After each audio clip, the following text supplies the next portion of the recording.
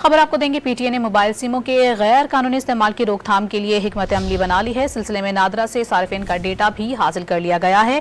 Mobile CIMS 3 मरहलों में block की जाएंगी। पीटीए का यह बताना है।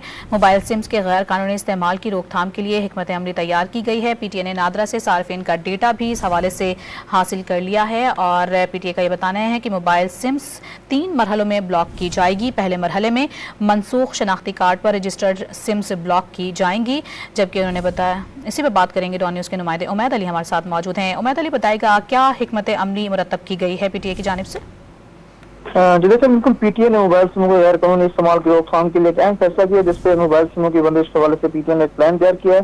पीटीए ने नादरा से सार्फिन का डेटा भी हासिल किया है। 3 मरलों में जो मोबाइल सिम है वो पीटीए ब्लॉक करेंगी और पहले मरले में जो फेक और कैंसिल होने वाले शनाख्ती कार्ड है उन पर रजिस्टर्ड सिमों को ब्लॉक किया जाएगा। इसी तरह जो दूसरा मरला है उसमें एक्सपायर जो शनाख्ती कार्ड है उनकी रजिस्टर्ड सिमों को ब्लॉक किया जाएगा। तीसरे मरले में इंतकाल शुदा जो फौज शुदा अफराद है उनके नाम पर रजिस्टर्ड सिम है उन्हें ब्लॉक किया जाएगा।